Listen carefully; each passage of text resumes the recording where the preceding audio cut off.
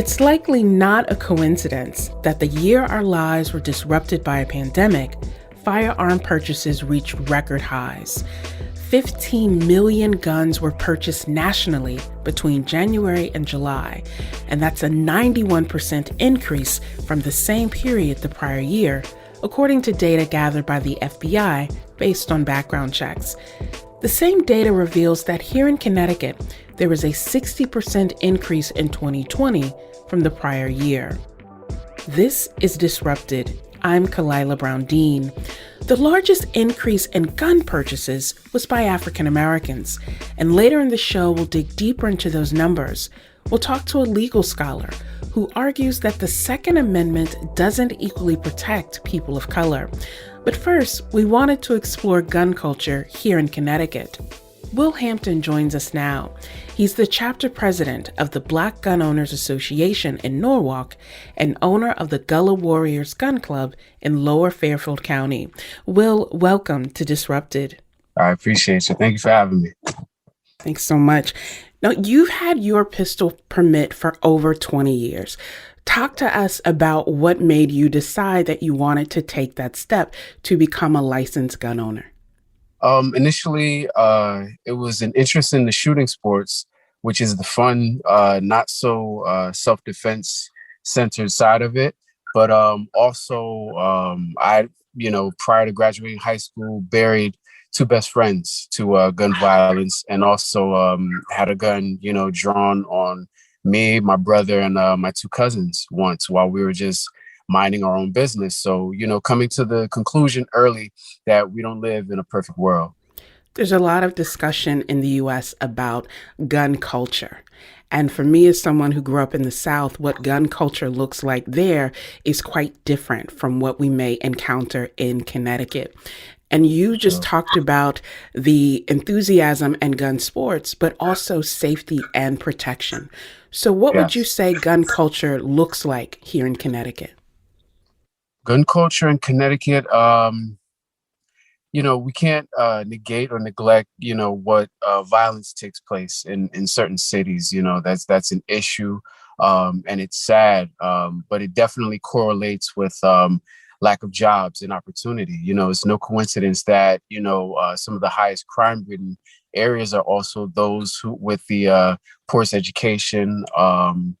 They don't make as much. The median home income is the lowest in the country. And for places like Detroit, a definite spike in crime the minute jobs left. So that's definitely one side of it. But gun culture is, fun. It's target practice. It's, competing, learning about safety, learning about different platforms. Most people start with a pistol, then they graduate to either a rifle or a shotgun. Just at the, we have a Sunday gun day every second Sunday of each month. And two of the sisters fell in love with a shotgun, and a 12 gauge shotgun at that, because a lot of times there used to be a lot of negative connotations with what caliber a woman can or can't handle. And I don't really buy that. I was raised by my mom and my grandmother, and they're tough. So I didn't buy that at all. So, they fell in love with the 12 gauge shotgun, and it's all just practice, safe technique, and form. So they're ready to skip pistols and just go, they're pros now in their own head. But we have a lot of fun. We talk about, especially a lot of people now that are coming to me, because I'm also a firearms instructor, about race and the issues that have been revealed. I don't think it's anything new, but that have been revealed in this last year. So I want to talk about these sort of new trends that we're seeing over the past year. But I want to go back to something that you just said about being an instructor. Why the move from being an enthusiast to now owning a gun club, being an instructor, and opening up membership to people who want to do this safely, but also want to be a part of a club? I thought the concept of a club was always cool. I just never looked at it as being something locally that, at first I was looking to join, but I didn't see, when I first had these thoughts, there were no NAGA or BGOA. So it was just kind of like getting together with fellas that also have their permit.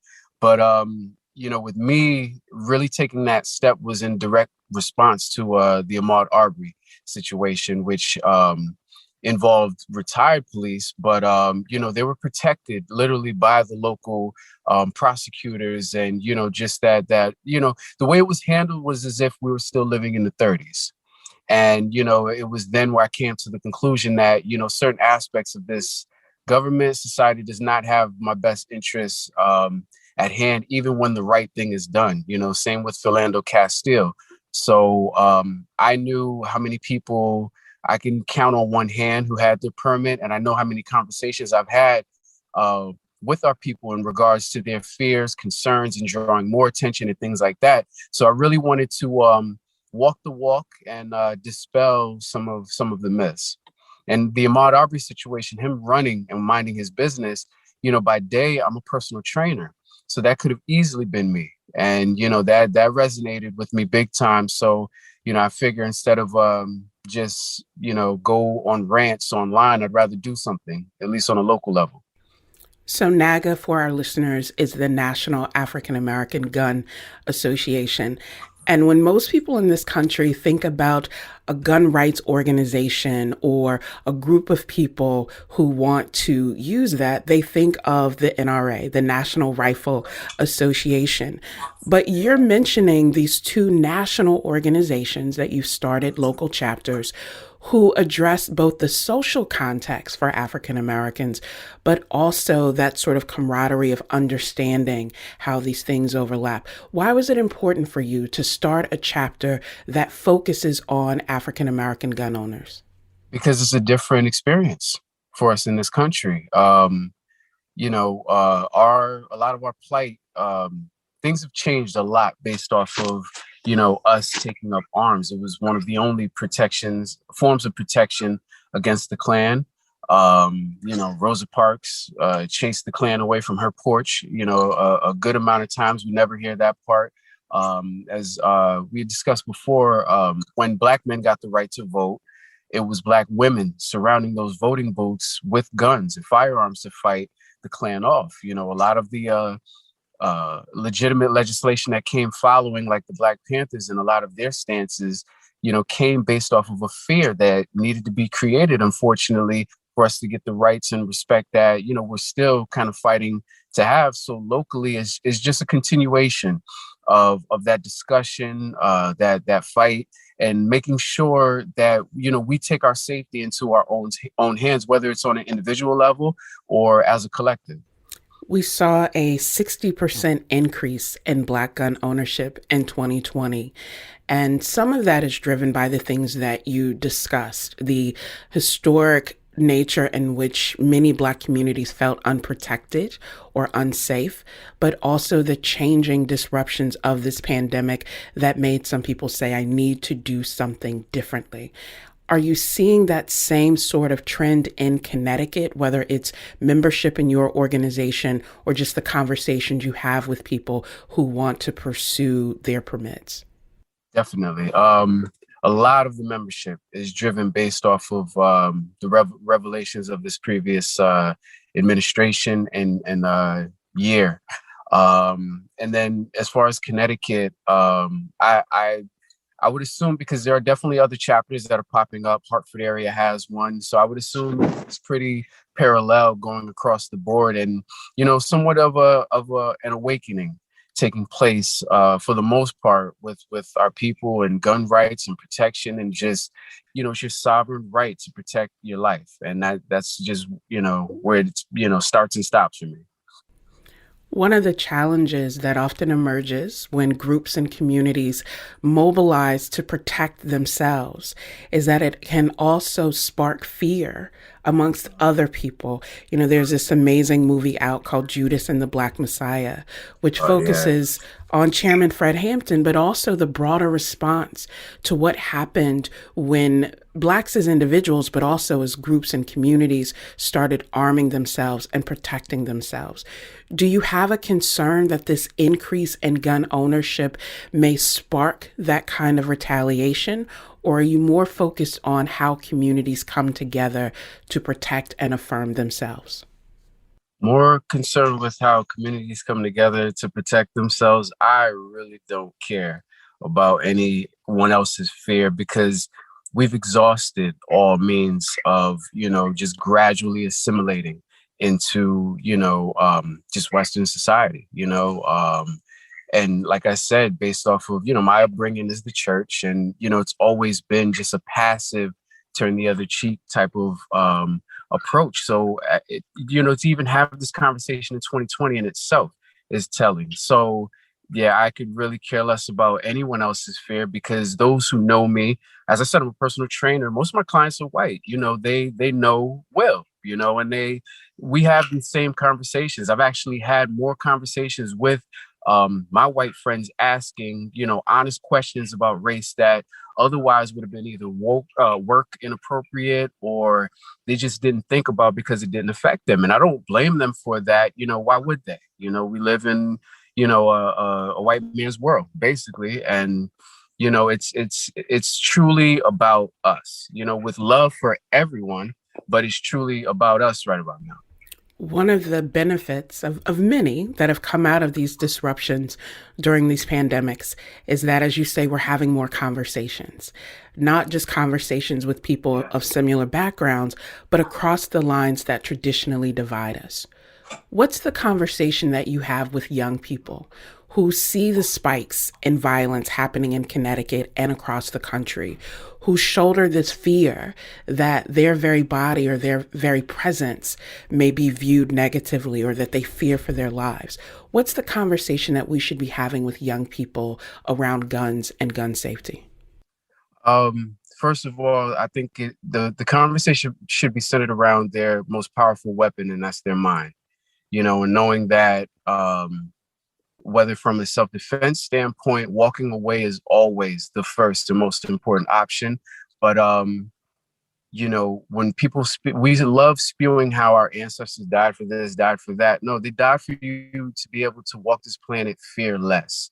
So, doing what we have to do to protect ourselves, to start, investing in our own and things like that needs to be, the main focus. Violence on the gun violence side, that isn't going anywhere anytime soon. But us, coming together as a community, creating our own businesses, jobs, corporations, and then employing those same very individuals has a huge potential to change, our realities as we know it. There's a huge buy back the block movement going on in a lot of different cities, and I'm loving it because, it's kind of offsetting the gentrification that is definitely taking place in like my city, Norwalk, and a lot of surrounding cities. Will Hampton is president of the Black Gun Owners Association of Norwalk and owner of the Gullah Warriors Gun Club in Lower Fairfield County. Will, thank you so much for joining us today. No problem at all. Thank you. Coming up, we'll dig deeper into some of the statistics we heard earlier in the show, and we'll hear how the Second Amendment often fails to protect African Americans. This is Disrupted. Stay with us.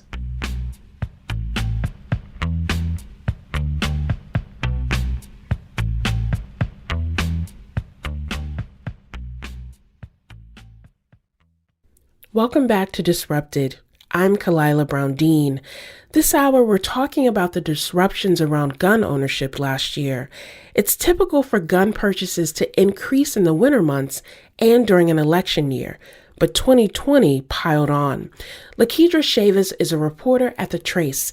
It's a news organization reporting on the gun violence crisis in this country. She told me that 2020 was a record year with some 22 million legal gun purchases. I asked her to talk more about the trends she's seeing. 2020 wasn't just an election year, it was an unprecedented year of just so many things that people did not anticipate, like the pandemic. And with that, you have increased stress, increased anxiety. And so you just have this boom in legal gun purchases as well. And separate from that, we also have an increase in violent crime and I think it was just a mix where people felt like their safety was really compromised. There was so much job insecurity, housing insecurity caused by the pandemic, and it's really too early to tell if any of this is related to legal gun sales and the violence that we were seeing. But both things, did occur in a way that I think shocked reporters covering this issue, as well as researchers and policymakers. There's a lot of fear and a lot of vulnerability for a number of reasons being felt widely across the country. But there's also particular dynamics happening for communities of color related to the events of last year and even now in 2021. What are the trends that you are seeing amongst communities of color in relation to these issues that you report on? Yeah, so when we talk about gun sales increasing across the country, which is what happened during the pandemic, no state was left untouched by these spikes in gun purchases. But I think oftentimes it is framed through a lens of white men living in rural areas purchasing guns. But that is not always the case. And so what we saw in 2020 was really an uptick in people from different communities of color wanting to be gun owners. And, in their words, they really wanted to exercise, their Second Amendment rights. And so we saw, people in affiliated groups, so groups dedicated to Black gun ownership, Latinx gun ownership, and in some Asian communities as well, people wanting to buy guns. We've also seen an increase in hate crimes and bias crimes targeting particular communities. And I'm thinking here of the spike in anti-Asian sentiment and violence. Do you think that that social context is driving some of this, or is it more about affirming one's citizenship and access to those rights and protections? Yeah, I mean, I think both of those things are intertwined. And for the increase in hate crimes against Asian communities in this country, what one of my colleagues reported early on in the pandemic is that in certain parts of the country, gun store owners were really seeing an increase in people from Asian communities wanting to purchase guns, and they were very scared. And when you look at the context in which this was happening, you had a presidential administration that really spewed very, racist things about the coronavirus and its origins. And so it's not surprising in some ways that we're seeing this increase. And the number one reason that people want guns in this country is for self-protection. And that has been the most common reason for decades now. It's interesting how racial and ethnic identity shapes access, but also shapes purpose. I think that we have a racialized notion of, white men perhaps engaging in this for sport and for enthusiasm, and for communities of color, it's more about protection. But much of your reporting also focuses on the negative outcomes of this, the spikes, as you say, in violence, but also the dramatic increase in people who are dying by suicide as the result of guns and gun violence. What are you seeing in your reporting? Yeah, so it's really hard to connect legal gun purchases that happened last year to the violence that we're seeing. So in some ways it's separate because guns that might be used in a crime later on tend to be, at least in Chicago, I'll say, tend to be about a decade old. But what we also saw this year in Chicago was a, spike in suicides among Black people in the Chicago area. And that is also something that people weren't anticipating. And when we look at just suicides in general across the country, the common method used is often with a firearm. And that is because firearms are just so deadly. It's very, very hard to come back from a firearm injury. So it plays a huge role in suicides as well. Let's talk a little bit about Chicago, because Chicago often comes up in national conversation, but it comes up as this throwaway example of look at Chicago. And it doesn't really address the people of Chicago and the conditions that people are navigating. what's happening in the city that you think, or from your research and your journalism, what's happening in Chicago that may be leading to some of these spikes? Yeah, so when we talk about things like gun violence or mental health, I think it's really important to talk about all of the different issues that make violence more likely. So things like poverty, things like unstable housing situations, job attainment, wealth attainment. When you don't have the resources to make all of that possible, it puts you at a higher risk of not only victimization, but perhaps being a perpetrator of violence as well. So when we talk about Chicago, it's important to remember that this is one of the most segregated cities in the country. When we see things like gun violence and mental health crises that are happening, we see it in the same areas of the city over and over again. And then you throw in things like the pandemic. The first wave of the coronavirus really devastated communities that were already highly affected by violence. So what's being done? What's being done to address this in Chicago or perhaps in other parts of the country that are grappling with these same challenges? Yeah, so one of the interesting things that I noted last year was just the increase in reliance on street outreach workers. This is sometimes referred to as violence interruption. So you really had cities relying on people who are considered sort of credible messengers in their community. These are people that, at least in Chicago, they often grew up in the neighborhoods that they now work in. Sometimes they have had very close experiences with gun violence, either as a victim and or as a perpetrator.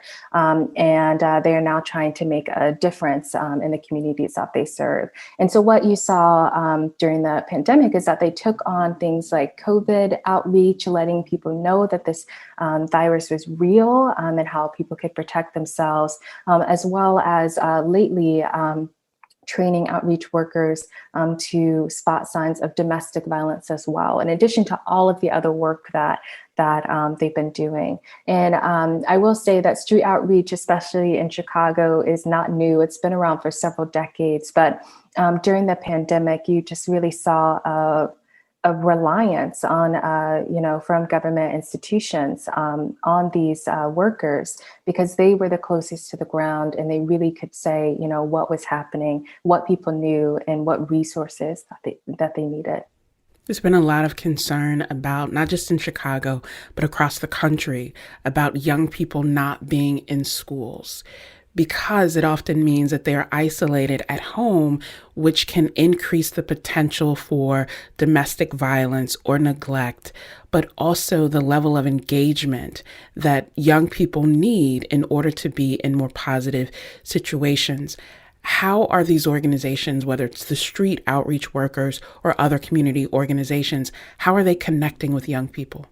Yeah, so I think in Chicago, there are lots of groups that are working with children, either, young children and teenagers are being referred to their organizations, or they're, out in the community trying to meet them and offer them things like help with school, mental health resources, and access to food and things like that. And what I'm hearing from people who do this work every day is that really it's not just, addressing the child's needs, but trying to figure out how to help the family as a whole. As you mentioned, there's just so much stress happening, and sometimes that trickles down to children as well. So really trying to address the family unit, everyone living in that house, to, in some ways directly assist the child as well.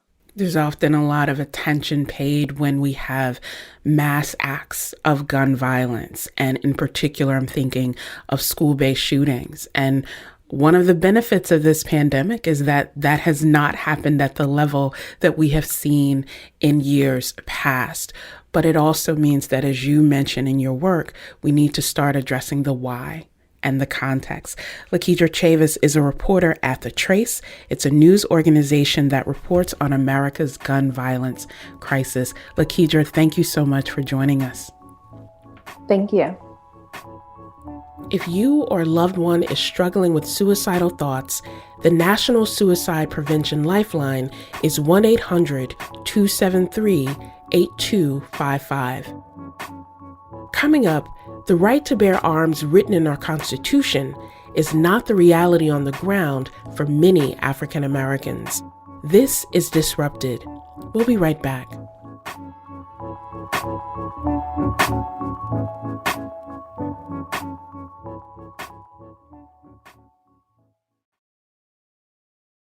Welcome back to Disrupted. I'm Kalila Brown-Dean.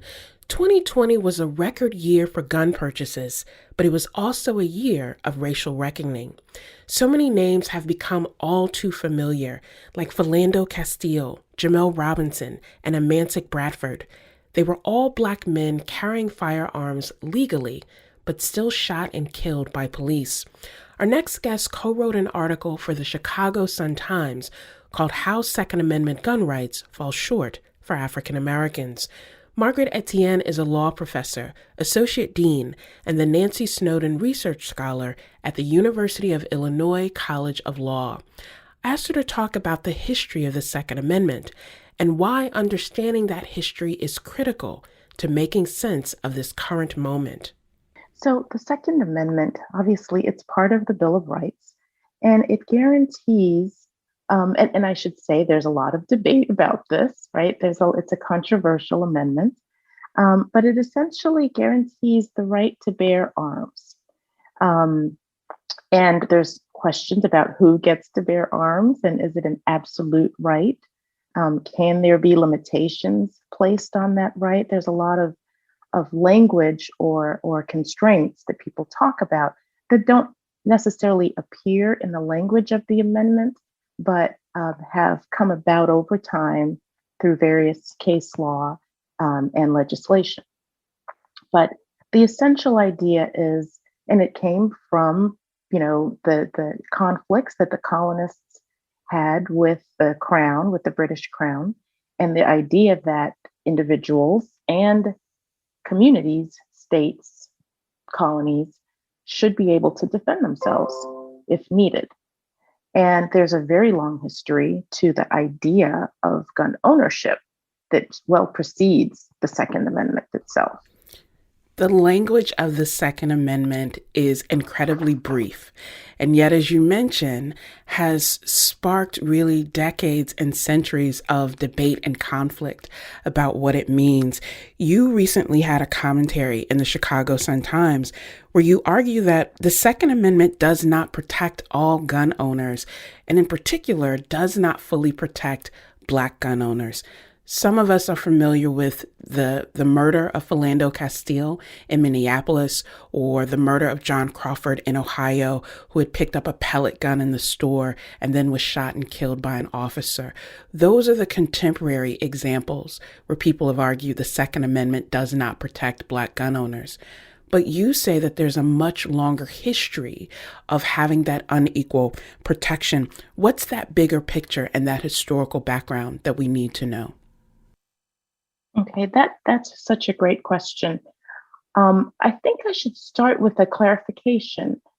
And this is part of the point that I tried to make in the article that you mentioned, in the commentary, that we as lawyers, as law scholars, often notice that there's a difference between the law as it's written and the law as it's practiced, how we think about it, the law on the ground. And so it's great to start with the text of the Second Amendment.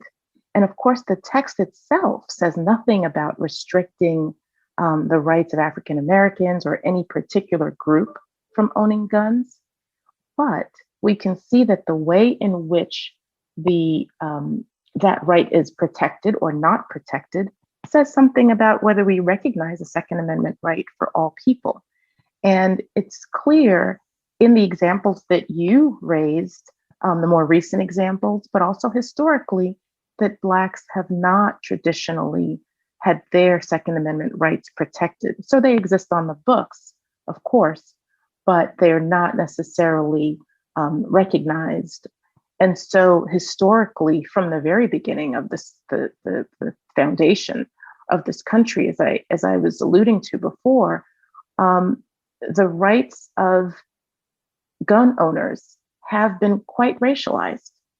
In fact, in any colony, typically the idea that guns were rampant and everyone owned a gun at the founding of this country is not accurate. In colonies in general, the crown, in this case, that the colonizer, the British crown, has reason to want to limit gun ownership within the colonies. In the United States, or at least in America at the time, colonists who came in appealed to the British crown, to the government there, saying, we actually need guns. We need guns because we have different constraints, different issues than other colonies might have. We've got the indigenous population, we've got the Black population, we've got indentured servant, the poor white population. And in order to maintain some control, we're going to need to be able to bear arms, not necessarily to fight against the crown, right? But to fight against what we're seeing here where we are. And so from the very beginning, the idea that some people could own guns in the colonies and some people could not own guns was very clear. Moving forward, there's still a long history, particularly dealing with African Americans, enslaved peoples in particular, who were, of course, restricted from owning firearms, and their rights were limited in many ways that go far beyond the Second Amendment, as we know. But that started to change over time. Particularly, we see a shift in the Civil War, where for the first time, Blacks were fighting for the Union, for the United States Army, and were armed and allowed to be armed. And that sight, I imagine, was one of the scariest sights that a sort of Southern slave owner would encounter, right? As a Black person with a gun, and slave rebellions and history following that bore that out. That when Black people, when African Americans at that point started to own guns, they thought about liberating themselves first. And then later, post-Civil War, a lot of it was about self-protection, about self-defense in the face of tremendous terrorism and violence that followed the Civil War. I find that history both fascinating and infuriating. The notion that the colonists said they needed guns to protect from these external threats posed by indigenous nations and from Blacks who were in the colonies at the time, and that there gradually becomes greater acceptance once those soldiers are taking up arms in order to preserve the Confederacy and to protect that interest. But that difference between who poses a threat versus who deserves to be protected, as you said, persists. And one of the things that also appears in your work is this notion of how people respond to movements and respond to demands for freedom and for access. How then has the Second Amendment been used to stop movements or to deter people? You mentioned some of the slave rebellions. How has the Second Amendment been used in that context? So at that point, during the time of slavery, there wasn't really a case made that Blacks had a right to own guns, or that the Second Amendment applied to them. So this was not necessarily a shift between the law on the books and the law in practice. What we saw was that shift started to occur when, in fact, it became clear that Blacks would be recognized as full Americans with all of the rights enumerated in the Bill of Rights, that there was a strong disconnect between that historical experience of not seeing Black people own guns lawfully to seeing Black people own guns lawfully. And yet, this almost national memory of the fact that if a Black person is owning a gun, there's something gone amiss. There's something wrong with that, and that was a violent act in and of itself. Right, the possession of a firearm is viewed in Black hands as in and of itself a threat, whereas we don't necessarily see that being the case when a white American, for example, is owning a gun. Now, I'll say that and as we know, the idea of gun ownership and the restrictions that ought to be placed or not on gun ownership is a controversial subject. So, of course, there are many people who see anyone with a gun as a threat. And I don't want to ignore that reality. But among those who petition for and champion the rights of gun ownership, oftentimes Black folks are left outside of those appeals and those petitions. So we even see, for example, when we think about the NRA and their very strong advocacy for gun rights across, historically, and the sense that oftentimes African Americans have felt very excluded. Those who want to own guns lawfully have felt very excluded from that movement, and have started gun ownership associations of their own. In fact, in the last year or two, what we're seeing is a massive increase in membership in the National African American Gun Association. It's a national organization with chapters all across the country.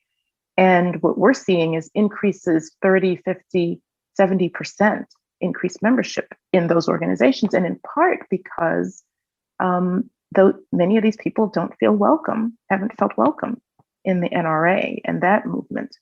And so we see movements going in various directions, pro-gun ownership movements that are fractured in some sense, as well as anti-gun ownership movements.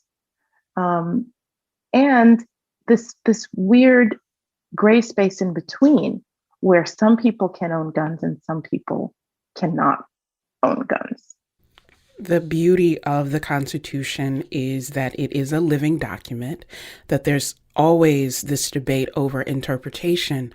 But there's also, as you say, this difference between rights on the books and rights in person. And often the person who gets to decide those rights on the ground has a sense of power that others may not. And we add the layer of race that really makes a difference. Professor, a lot of people talked about the January 6th insurrection at the Capitol and how differently that may have looked if the people engaging in those treasonous acts had been African Americans. And would the response be different? So I'll ask that question to you. Do you think that the response would have been different? Or do you think that the question that we should be asking is more about why certain people are allowed to present in that way and others are not? Well, obviously, we're engaging in a bit of speculation, but if asked to go down that route, I have no doubt that the response would have been quite different had the group of insurrectionists been largely people of color, Black or otherwise. I think the response would have been different. I think it never would have gotten as far as it did. And I think the reaction post January 6th would have been quite different as well in terms of the not only the prosecution, the arrests, but the public response and outcry would have been far, far greater. And we would have seen, the impact of that for many, many years to come. And we can see that playing out. So even in some of the examples that you mentioned, we have examples of African American, mostly men in these cases, owning firearms, licensed gun owners, who, when seen in public, for example, in a mall or in a nightclub, acting in a sense as heroes in those instances, protecting other members of the public. As soon as they are viewed with a firearm, the assumption is that they are the villains, they're the bad guys, they're up to no good, and that they must be stopped. And not necessarily stopped and questioned, right, in these cases, but stopped and killed, assassinated in a sense. So I think that we have some evidence, in fact, that folks are being treated very differently. And you're absolutely right to point out that in that moment, right, when we're not in a court of law, but on the streets, and the law is being being applied, that there is a big differential of power, and those with the power are not viewing the Second Amendment right in a non-racialized manner. There's a lot of public frustration about that disconnect, to think about the fact that we've been grappling with these dual pandemics, one of COVID-19, but also the racial tensions that have often resulted in deaths and violence toward African Americans. And one of the examples that you mention in your work is the response to Kyle Rittenhouse, this, young white man who shot and killed people. And the response has been very different, as opposed to, as you talk about, Amantic Bradford, who was really a hero trying to protect other people, but was shot and killed because the reaction to his presence was very different.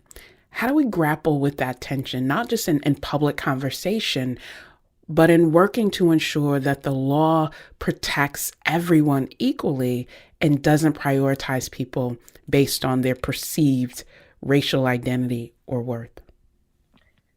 Well, there is a lot of work to be done in this area, and it needs to happen on many different fronts.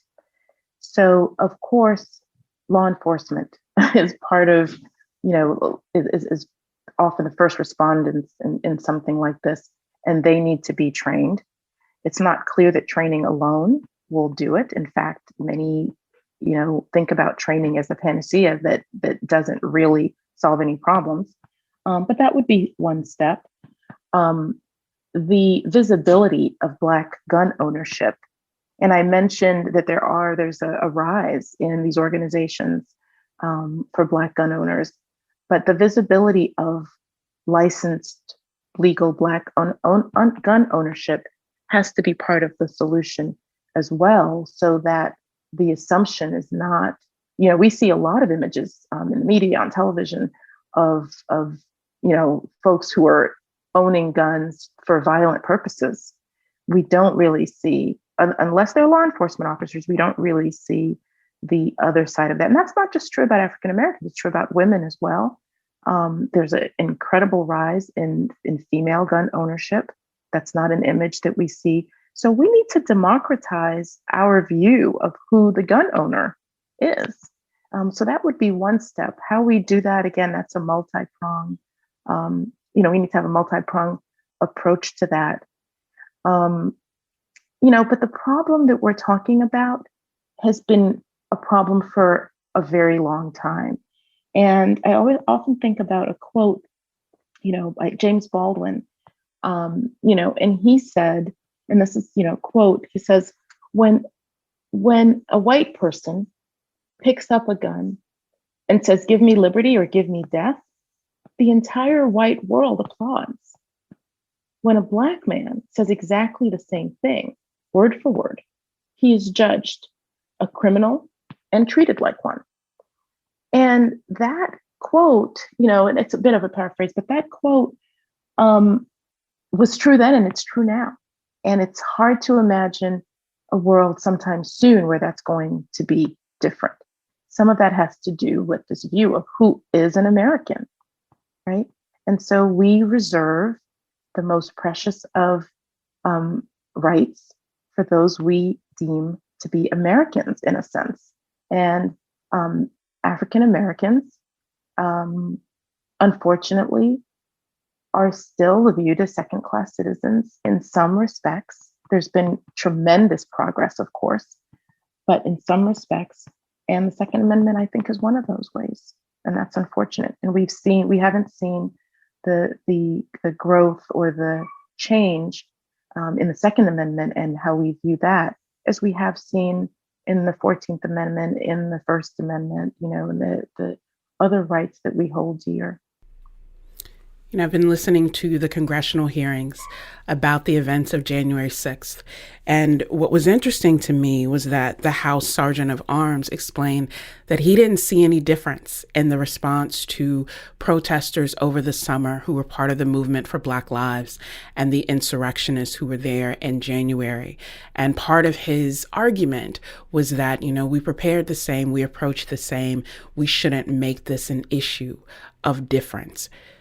When we think about the role of the courts in not just protecting the Second Amendment or interpreting the Second Amendment, but really affirming the meaning of citizenship in the United States, is there a particular issue or set of issues related to the Second Amendment that you think we should expect the court to take up or that you would want the court to address?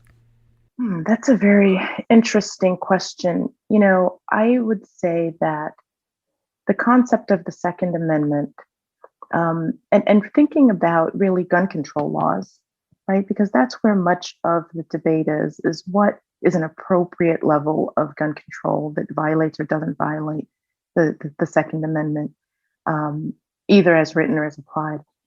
And I would think that the courts can think about whether or not gun control, the history itself of gun control laws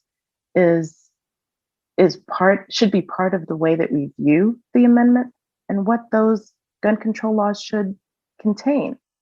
As I mentioned, gun control laws preceded the framing. You know, we had gun control laws before we had a constitution. And so to think about this notion that somehow the Second Amendment should be protected, even from any regulation or from the is something that I think courts can look at. And to add to that, the equalization of the application of the amendment is really thinking about how equal protection or might apply, for example, to the Second Amendment in terms of how states and how law enforcement agencies and how other governmental bodies conceive of the Second Amendment, and go beyond the text to see how they actually enforce it and how it's applied, how they enforce the gun control laws and how those are applied, would be things that can be done. Professor Margaret Etienne is professor at the University of Illinois College of Law. She's also Associate Dean and the Nancy Snowden Research Scholar. Professor, thank you so much for joining us today. It has been my pleasure. Thank you very much. We'll have a link of Professor Etienne's article, How Second Amendment Gun Rights Fall Short for African Americans, posted on our website. It's ctpublic.org/disrupted. Disrupted is produced by Katie Tolarski, Daniela Luna, and Anna Elizabeth. Our intern is Shekinah Collier. Thanks for listening. We'll be back next week.